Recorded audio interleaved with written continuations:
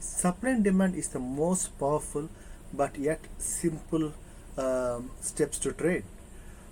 Today is June 4th. Let's review the trading signals and how you could have traded the signals, or you could ignore the signals based on the liquidity zones as a conference.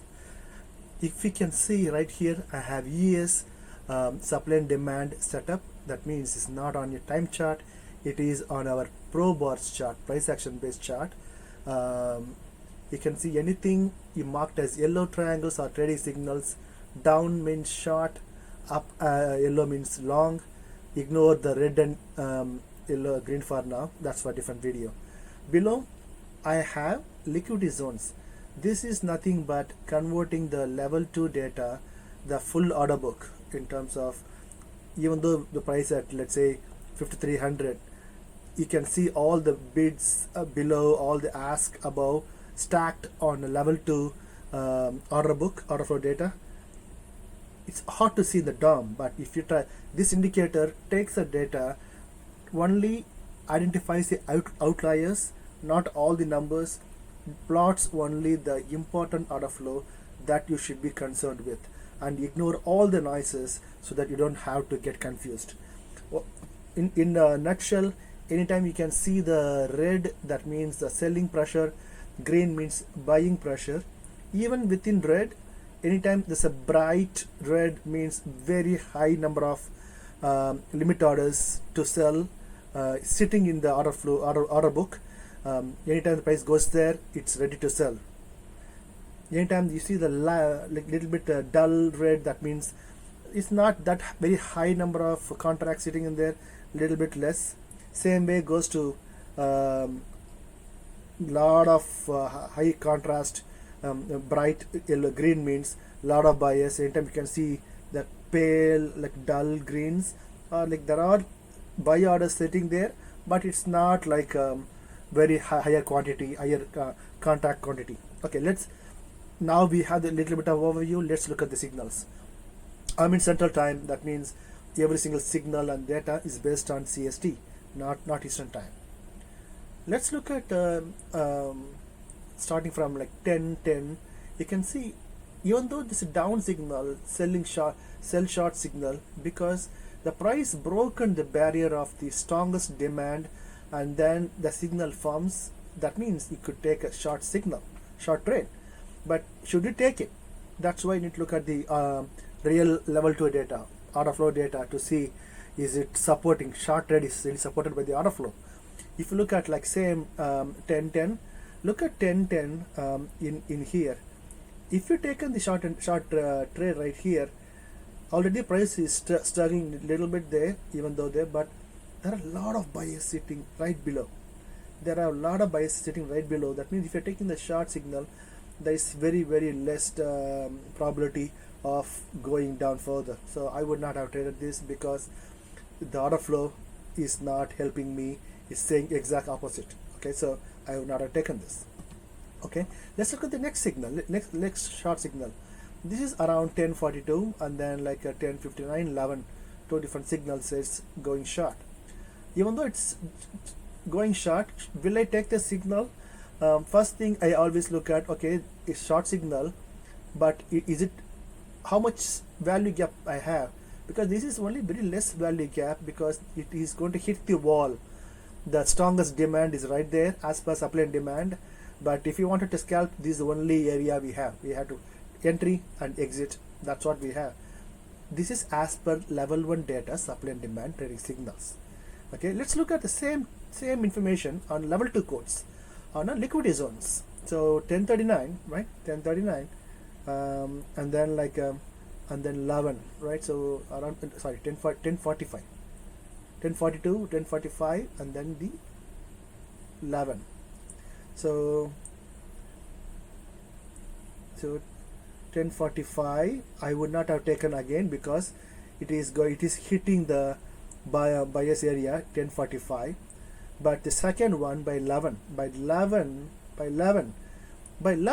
it's a good signal. Why? Even though we have the wall next to it, you can see by 11 all the buyers are gone, all the buyers are taken out, all the buyers are already taken out. The previous dip, the previous dip took out all the buyers. Now by 11 I have the same value gap what I see here, and then around like 52.70, that is a demand zone sitting. That means buyers are sitting exact same way. Look at this, how much confluence we have. Same 52.70, both systems, two different algorithms agreeing the same buyers are waiting. So what happened? As expected, both systems confluence there. Prices went there, took the liquidity, and then started bouncing, right? So now this here is where it gets really interesting. If you were if you are trading with us almost like maybe a couple of months, even if a couple of months, you would have watched any videos that we publish. One particular setup we say again and again is anytime the supply is broken and then the demand zone forms the same price range, it's a great opportunity. Okay, like I said, 11:30, around like 11:29, 11:30, the price was breaking the barrier of supply, and then the same price range demand, the green demand forms here, and then giving you a long signal. That means yellow triangle appears. Let's look at the same thing on here. Look at like 11:30, exact same time, 11:30, right? You see that 11:30, it broken through all the selling orders. It consumed all the orders. Now there are no selling orders above. Can you see that? There is no selling order above. It took everything, and also to give you second confirmation, it did pull back, and then we call it as retest. Pull back and then went back to the same price above the broken supplies. This is amazing trade if you are taking. Okay, look at that. System 1, our primary system trading signals gave the signal, and then if the level 2 data saying exact same thing, breaking through the barrier of sellers, pull back and then going up. Again, always look for the next wall that you can hit.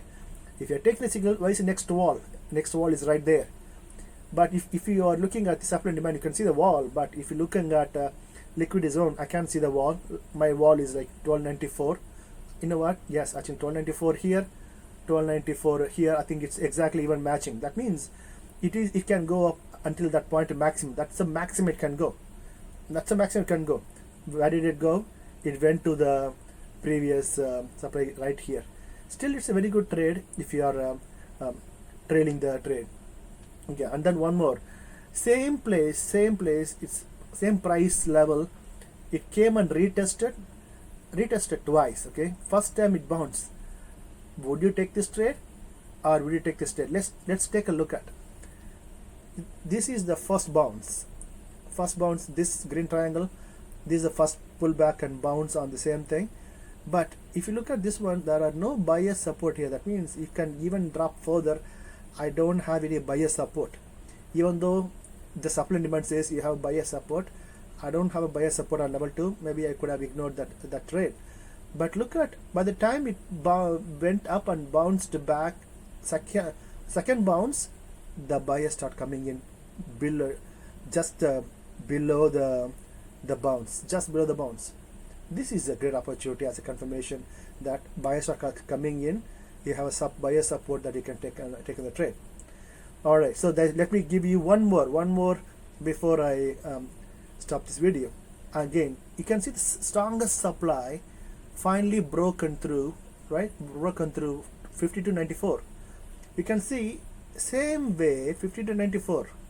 Look at that, 52.94, same thing. You are getting the confluence from two different systems. Supply and demand trading signal, which is purely based on level 1 quote, which is just the historical price action, and then the current bid and ask and volume level 1 data.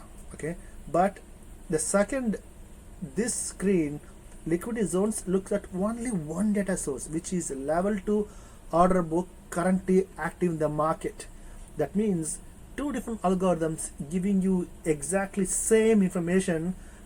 There can be more than a better confluence to trade than anything. So again, you should try this system. If you don't have access yet, go to buysideglobal.com.